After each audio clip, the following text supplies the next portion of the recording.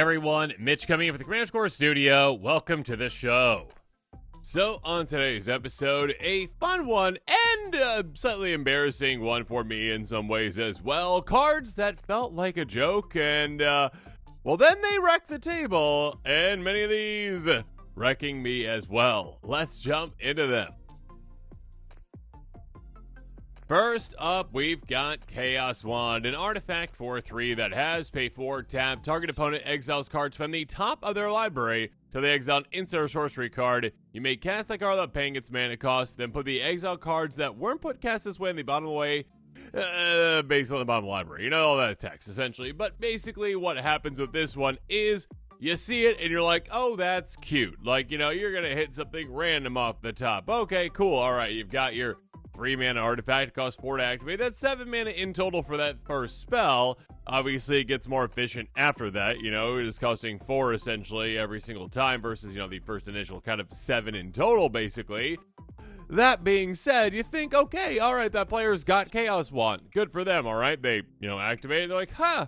Oh no, they hit a counter spell. That doesn't help them. Or, oh, they hit like an opt. Wow, okay, that was really worth the 4 mana. But then all of a sudden they hit like an expropriate, and you're like, oh, okay, never mind. I thought that this was like a funny card. I thought that this was a card that was just like, oh, something interesting's going to happen. And then something too interesting happened, and the game is flipped on its head, and that player now is in a dominant position because they hit a game-ending, game-changing card. Chaos Wand, you might think it's a joke, but then it's going to wreck you.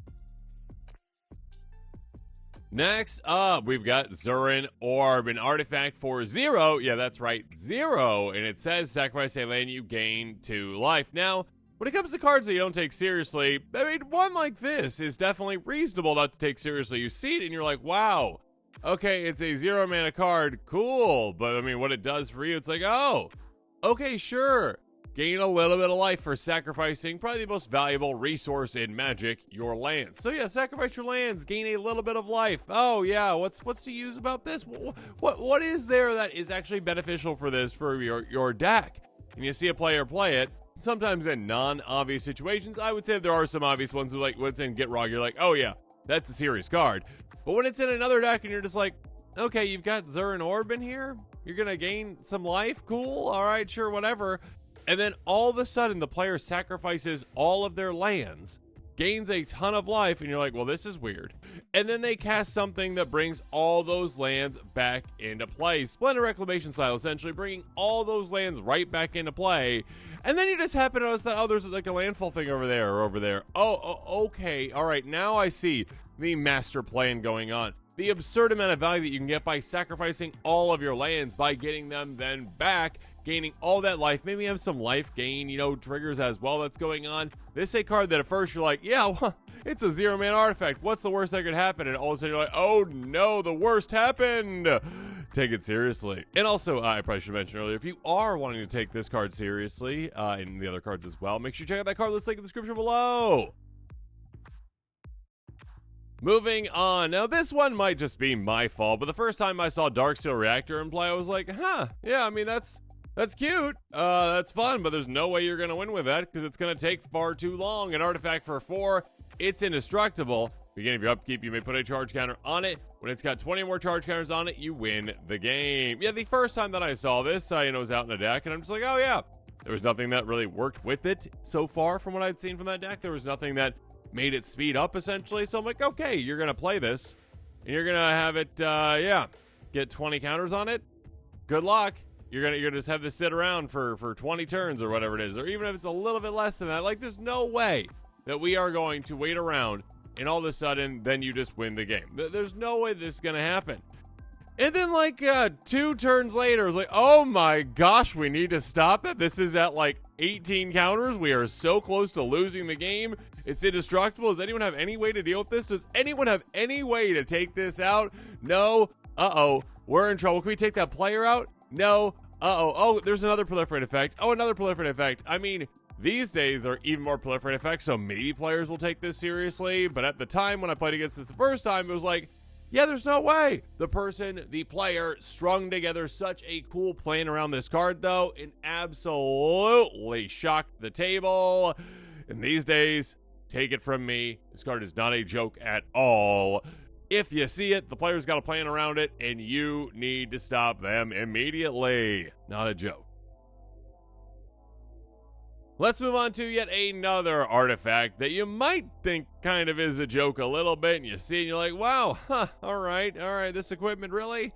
Pariah Shield, an equipment for 5 mana. The cost to equip 3, and it says all damage to be dealt to you is dealt to a creature instead. Now, this is a card where you see it and you're like, that's a lot to pay for an equipment. That is an absurd amount. I mean, okay, 5 mana plus 3, that's 8 in total.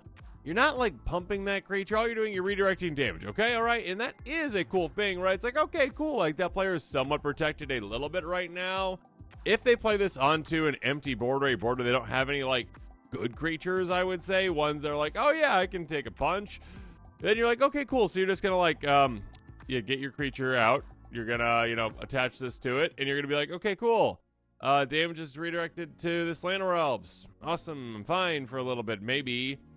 But essentially, with this kind of a card instead, yeah, that player then eventually played something that was pretty gross, something that maybe had Indestructible, or maybe had an Enraged trigger that actually wanted to get hit, and all of a sudden now, that player's damage redirection is an absurd value engine for them, or just something that's really hard to stop, where, okay, we need to deal with that creature, which is already hard to deal with, and if we can't deal with that or this shield, we can't deal with that player at all. They kind of put like a little bubble around them essentially now where they just cannot take damage, and that is a very, very, very deadly thing. Again, this shield can seem like a throwaway card sometimes for some players. We're going to just throw it in play, and it's like, all right, yeah, sure, I guess it'll find some, some value at some point, but when it is utilized in the right way, when it is utilized in a way that really take advantage of it, even though it is a pretty high mana value in combination with its equip cost as well, yeah, it is going to do some work, some major work, and if you can't deal with it, you're going to get dealt with instead. Okay, so I'm going to be honest, the very first time I saw Colossus Hammer, I was like, that's funny. I mean, that's just funny. I mean, again, it's an equipment that costs 1, but it costs 8 to equip. 8 is an absurd number to equip. That is so much mana.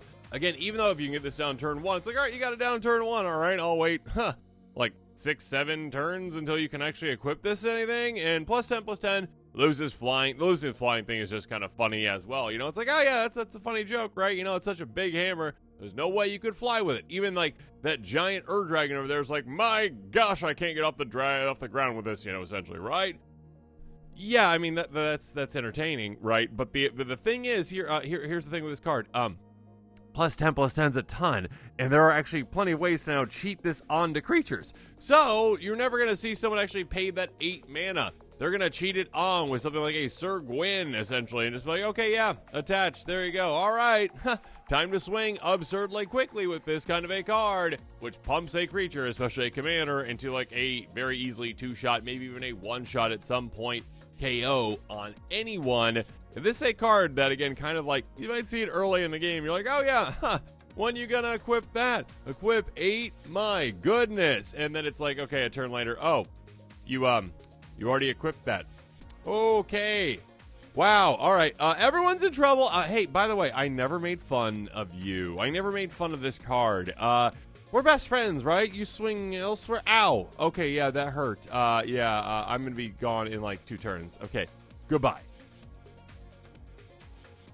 All right, buckle up for this next one because, yeah, this might be a little embarrassing for myself. But Door to Nothingness, a card that I definitely didn't take seriously right away. Enters the battlefield, tapped an artifact for 5. So, yeah, it's like, okay, cool. It does nothing right away. Oh, by the way, pay double Uberg, white, blue, black, red, green. Tap, sacrifice it, target player loses the game. Yet another card where it's like, okay, like Darksteel Reactor, you can see it coming. And you should be able to stop it. But there are definitely times when you don't have a response to it. And you're like, oh, okay, well, I mean, sometimes the player plays it a bit too early, essentially, right? They put it out there, like, okay, cool, yeah, all right, there's the Door to Nothingness. They want to pay that 5 mana, but they're definitely not going to get to that double Wooberg anytime soon, right? And then all of a sudden they do.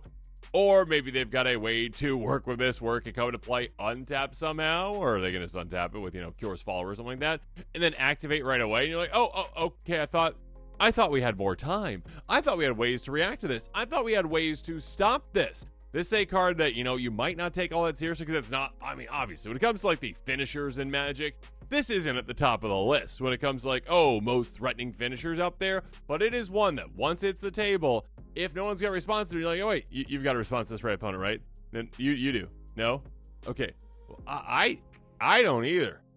Hey, Door to Nothings player, remember how good of friends we are? We're good, right? We're good. And then all of a sudden you're taken out by it. This is a card where, again, you need to take it seriously and you need to take it out before you get taken out. Wait until you see this next one because Final Fortune, and there's actually a couple cards that basically do this exact same thing, but Final Fortune, an instant for red. Red is a card that absolutely wrecked me that I definitely thought was a joke. And I'm like, what is this player doing? Take an extra turn after this one. At the beginning of that turn's end step, you lose the game. This is a card where it's like a last gasp, desperate act. I will spend this 2 mana for an extra turn spell is insane, number one. But I will spend 2 mana for an extra turn. But oh wait, the ultimate price at the end of that turn, I lose the game. So I need to actually be able to, win the game then. And that's exactly what player intends to do. Or a way to essentially negate them losing the game. So when I saw this card, when this card was played in a group, I was like, what are you doing? Like, this is actually, you're not in any kind of a position to win the game right now. Like, you're gonna lose. Okay, that's definitely gonna happen. But instead of that happening, actually, what happened was the player found a way to negate it. Because, there's a couple ways to do that. You've got like Platinum Angel style effects, right? You can't lose the game. You've got those Sundial the Infinite effects, okay? Like, I am the turn, actually, and never mind, I can't lose the game then because it just stops that from happening at that point. So, yeah, there are different ways to stop yourself from losing the game, and also there's ways that a player ends up comboing the next turn instead and be like, okay, yeah, cool, I just win the game now instead. That being said, yeah, the very first time this was played, it was much there like this seems like a joke kind of play because you're like, you're going to lose the game anyway, so now you're just choosing to lose the game yourself. Why is that even in your deck? Instead, it was like, you took an extra turn for 2 mana, and then you found a way to get around that. Oh, and by the way, you've got more ways to get extra turns, and then just do that. Yeah, this is an insane card when you can use it properly. Final Fortune, take it seriously. Here comes another spicy one, though, because Glorious End, yet another card that was in that exact same deck that surprised me. Instant for 3 mana in red, and the turn, which means you exile spells and abilities on this deck, including this card. The player's turn it is, discards down their maximum hand size, damage wears off this turn, and end of turn effects end. Behavior next end step. By the way, you lose the game. So yeah, beginning of your next end step, you lose the game. This is one where you can just wreck a player, which is hilarious. Again, if you've got a way to essentially go, all right, Sundial the Infinite, I wipe that away, or again, got Platinum Angel in play. Yeah, you can just say, oh, you're going to have a turn. You don't have a turn anymore. Literally, at the beginning of your turn, I'm just like, you don't have a turn. It's gone. This is a card that, again, you might think is a joke because you think that player, again, is just kind of throwing themselves away. They are sacrificing themselves to try to stop maybe the player in first. But again, they've got a way around it. I promise. I mean, most decks with this in it have a way around it, essentially, and they are not throwing themselves away. They are just taking away a turn from that player that's in first place, essentially, or the player that's kind of like, the biggest threat to them, essentially. Being able to stop that turn right then and there and give themselves another turn. I mean, actually, this card does also work with, Final Fortune type cards, too, so you can kind of change those together. That being said, these type of, hey, you're going to lose the game cards, well, they can actually be pretty insanely good when used properly and when used in a way that, wins them the game instead of loses it. Time to shift gears to a creature, though, with Hellcar Demon. Yeah, this card is insanely, specific and weird in the context of Magic, and a card that you never see played in Commander because, it has such a big downside that you'll never see it played in that way. A 6/6 Demon with flying for 6 mana in black. Whenever it deals combat damage to a player, sacrifice all other permanents you control and discard your hand. Exile the top 6 cards of your library. You may cast any number of non-land cards. Exile this way without paying their mana cost. Now, this is the type of card where, like in a Beam Street Bullies kind of card, like you might see this one where it finally went up in price a little bit because of that. Because donating this card, forcing attacking this card, that's the kind of card that it's like, okay, cool.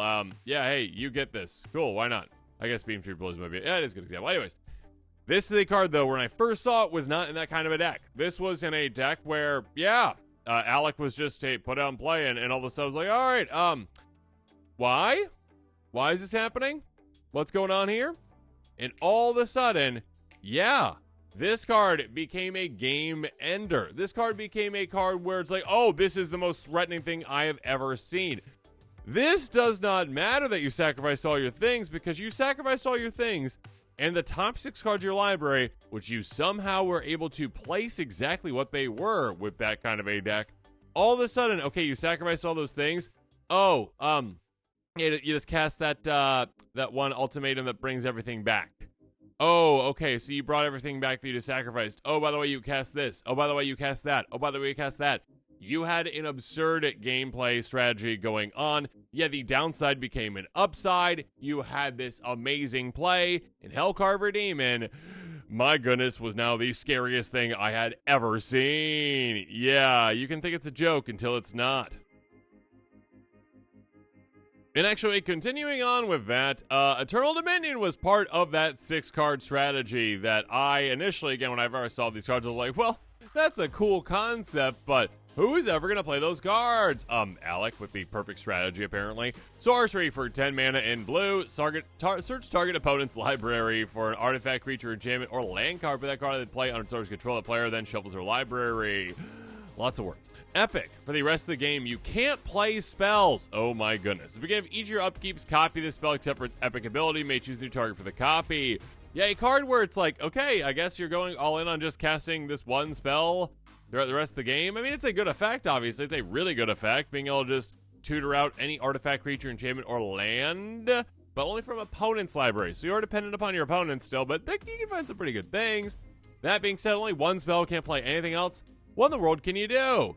Well, again, instead of thinking that this is a joke, take it seriously, because that player that has cast this spell has set themselves up for success with other things as well. They might have some activated abilities that they can still utilize for their creatures or anything that they can play, essentially. They also maybe have something that can copy spells, so all of a sudden it automatically gets copied and they get extra versions of it as well. And of course, they can just tutor out the best things out of your library that you no longer have access to, and they are going to dominate you with. So even though they can't cast spells anymore, that's fine with them, and they're going to be utilizing some amazing things. So yeah, the epic spells like this one, well, especially this one, I would say, take seriously. It's disgustingly amazing. Get ready for what's coming next, because I'm flipping things on its head right now. This is one where I will say Hyper Genesis, a card where I think some Commander players out there might think it's a joke, and it is not a joke. It is a dominating card in other formats. Yes, it is a card that I believe is banned in Modern still, but there are plenty of those cards where it's like, wow, this is really powerful in Modern, or this other really powerful format, and it's kind of garbage in Commander. It's a card that doesn't scare players in Commander, but it should, because when used properly, my goodness, this is a disgusting effect. It is green! Cool. Spend 3 for 1 green. It's got absolutely no cost. You can't cast it, or can you? Starting with you, each player may put an artifact, creature, enchantment, or land card from their hand on into play. For this process, no one puts a card into play. So, being able to essentially utilize this to say, hey everyone, let's just dump our entire hands into play, basically. Your opponents might not think that that's all that big of a deal. They're like, well, I get to dump my things in play, their things in play, it's fine. Like, whatever. Okay, this is a really weird card that you're playing. But here's the thing. Well, if you build a Hypergenesis deck, first of all, you're building one of those cards so you can cast it without having to suspend it, which is really fun, like Cody. Yes. Number 2, what you're going to be doing as well is probably taking advantage of you actually playing those cards, and you are going to be taking advantage of maybe, let's say, some ETBs, which I'll trigger at the end of this, by the way. The resolution of the ETBs is all at the end. Look at the rules list with, like, Scryfall. There's a couple rules here. But yeah, being able to essentially go, oh, okay, yeah. So I've got these creatures that have these ETBs that destroy the things you just put into play, that bounce the things you just put into play, that exile the things you just put into play, that draw me more cards so I can refuel and actually maybe replay this again to get even more things into play. Yeah, when you build around this one, even though it seems like a pretty crazy, wonky effect, it's like, well, everyone's going to have things in play. No. If you build around Hypergenesis, you built around it, and you are going to have some ways to get the best things in play and to decimate your opponent's strategies. Hypergenesis, take it seriously, not a joke. Things are just heating up, though. Let's move on to the enchantments with Sphinx's Toodelage, a card that I definitely did not take seriously right away. I mean, no offense, mill players, but kind of like any mill card, it's just like, well, it's a mill card. I'm in Commander. There's no way that where did my deck go? Where did my deck? I have 100 cards in my deck. Well, okay, 99 plus the commander, whatever. Okay, anyways, okay, fine. I made the time after drawing a couple cards. Okay, it was like 85, but still, they're gone. They're absolutely gone. Enchantment for 3 mana in blue. Whenever you draw a card, target opponent mills 2. If they're both non-land cards that share a color, repeat this process. Oh, and by the way, pay 5 mana blue, draw a card, and discard a card. This is a card where, again, you look at it and you might think, okay, I mean, sure, that's cute, right? That'll mill me a couple cards here and there, right? It may be for a monocolor deck. You're like, oh, gosh, this is just like my entire deck. Sure. But the amount of times that you end up having things share a color, you know, because if you've got some multicolor cards that just happen to, like, cross over. If you're like me, you play like a 5-color deck, you're like, oh, yeah, I thought that it wouldn't match up as much, but it did. Oh, gross. Number 2, the amount of cards that a player can draw when they're utilizing a card like this, yeah, they're going to be doing some wonky things. I mean, if they just wheel once, like, okay, yeah, Windfall, everyone draws 7. All right, hey, Mitch, yeah, you made fun of my Sphinx's Toodelage? Oh, I did? I'm sorry. Okay. Yeah, okay, so you're going to mill 7 different times, 2 apiece, and all of a sudden, if you keep hitting combinations of the same color, you're going to keep going again and again and again. And again, and again. And all of a sudden, your library is half the size. And then all of a sudden, wheel again. Or draw a lot of cards like a Pull for Tomorrow. Or, you know, say small low-to-the-ground draw a spell like a Frantic Search. That's kind of free, so I keep doing that again and again and again. And all of a sudden, Mitchell's entire library is gone! Yeah, this is a card where, again, you look at it and you're like, wow, it does something that's kind of interesting, unique, but, like, how effective is that in Commander? It can be pretty effective. Yeah, I mean, ignore the ability, you know, pay 5 in a blue, because, yeah, that's a ton of mana.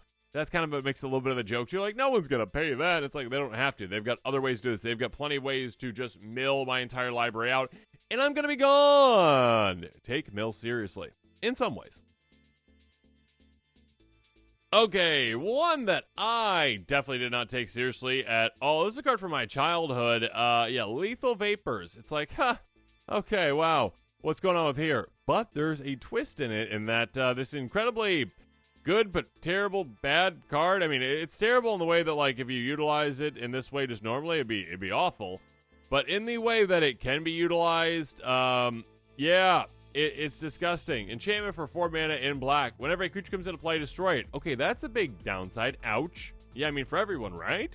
By paying 0, though, destroy it, you have to skip your next turn. Any player might play this ability. So this is a card that is so incredibly weird and unique that, like, nothing else is really like it. There's not really a lot of ways you're like, I skip my turns intentionally. Yes. Ha ha ha ha. Look at me go. And normally you'd think that'd be an incredibly terrible decision to do. But yeah, there are certain combinations of this card plus like a, you know, Teferi's Protection type thing where you're like, okay, I peace out. By the way, I skipped 100 turns. Let's just, you know what, for good measure, I skipped 1,000 turns. Because yes, you can stack those turns by going, okay, I pay 0 to destroy it. I skip my next turn. And then while that's on the stack, go, I pay 0 again. Oh, I pay 0 again. Oh, I pay 0 again. Oh, I pay 0 again.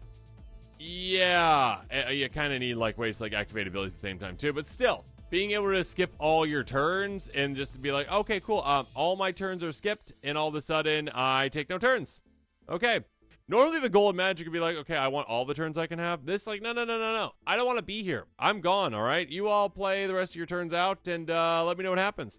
So yeah, all of a sudden, you think, like, if you're the other player, like, oh, what a joke. What a funny joke. That player just skipped all their turns. Okay. I'm going to build up my resource. I'm going to build up my army. And all of a sudden, I've got this massive board state, literally my entire deck in play. I mean, we all can. We can almost do that and sit around and wait for this player to come back, right?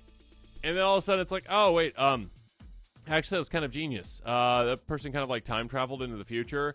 And, like, we can't survive long enough. I don't have a big enough deck to actually survive that long. So all of a sudden, I'm going to be milling out in the longest thought-out way possible, where I literally just lose my entire library just by playing the game of Magic and not being able to take that player out. And then I'm like, I need to take that time traveler out when I'm on my deathbed. And all of a sudden it's like, rep, gone. And then that player comes back 1,000 years later and I'm like, oh my goodness, what happened? Everything looks so different. Oh, I win. Da-da-da-da. Yeah, it's a very, very weird, very, very interesting, very, very strange, very, very serious card that at first does not look like you should take it seriously. Finally, though, Pukas Mischief, an enchantment for 4 mana in blue. At the beginning of your upkeep, you may exchange control of target non-land permanent you control and target non-land permanent opponent controls with equal or lesser converted mana cost. Yeah, this is a really weird card. One that, again, just can absolutely turn a table on its head. And at first, you're like, oh, that's cute. I mean, first of all, it's an upkeep trigger. It's going to take a little bit of time for that to actually happen. But once it gets going, not really, because you're like, okay, yeah, I switched this with, I switched one of my things with something else. Okay, cool. All right, then you switch that with something else. Oh, then you switch that with something else. Yeah, switching around Pukas Mischief itself can obviously be pretty crazy. But being able to essentially go, all right, I'm giving you some of my worst things. I'm taking some of your best things. Pukas Mischief's going around for some reason, too. There can be some absolutely crazy things going on where all of a sudden this card becomes the entire focus of the game.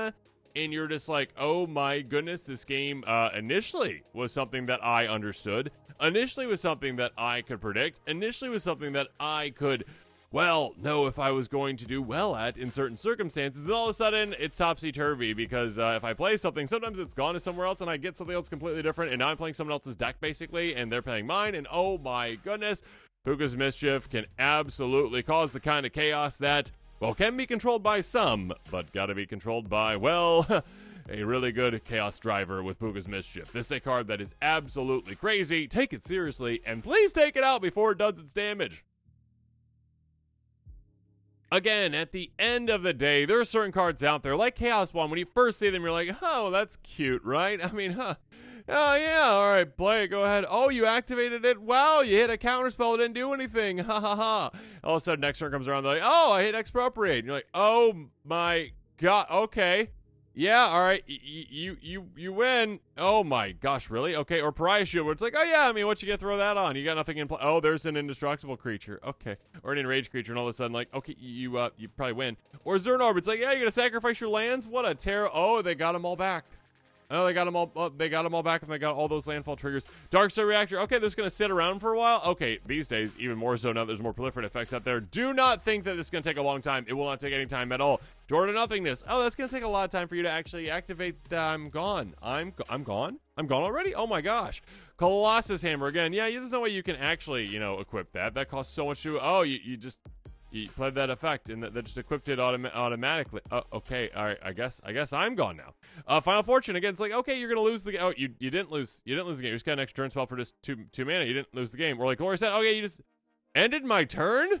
How dare you? How dare you? Or you ended your own turn and got an extra turn for that one again. Oh my goodness, what is going on? Or, well, how about everyone's favorite Hellcar Demon? Again, just a card that initially seemed completely worthless outside of like a Beamtown Bullies, that kind of thing. But no, apparently there's a way to build around it where you're like, I sacrifice my things, but then they come back, and all of a sudden I'm casting all the biggest spells in Magic. I mean, I just cast like a 10-mana Eternal Dominion and dominated the game with that as well. Alec, my goodness. Being able to just cheat and to play a lot of amazing things. And then also maybe having ways to actually copy this. Still other ways to utilize your mana with activated abilities. Or Hypergenesis. Yeah, take this one seriously, okay? Cody Hypergenesis. Make sure you go look up that deck. It's a lot of fun. But being able to just cast this consistently, take advantage of those ETBs from your creatures, refuel, and then recast this and replay it, you need to take it seriously. Sphinx Toodelage. Okay, Mill again. There are some times where I'm not going to take Mill seriously, but I definitely should.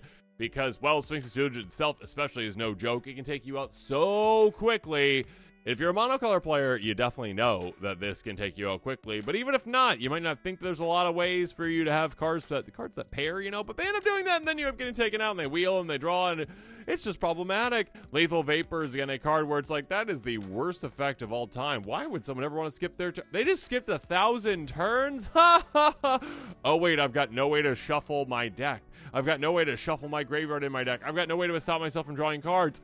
I'm gonna lose? No way! Or Pukas Mischief again. Things are going here, things are going there, things are going everywhere. Might seem like a joke, but it is not.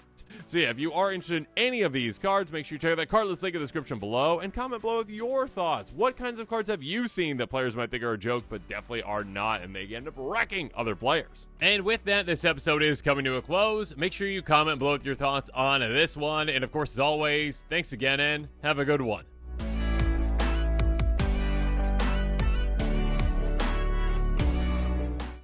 This show and episodes like this one are possible thanks to viewers like you. If you're looking for an easy way to help support this show, make sure that you like, share, and subscribe. Also, hit that bell notification icon so you don't miss any new episodes. You can also go check out our playmats and other merchandise at thecommandersquarters.com. Another easy way to support this show is with our TCG Player affiliate links. So whether you're buying a deck or individual cards, you can use this general link right here or one in the description. And the final way that you can support this show is by supporting us directly by becoming a patron. There are many benefits to being a patron, and I truly couldn't do this without all of their support.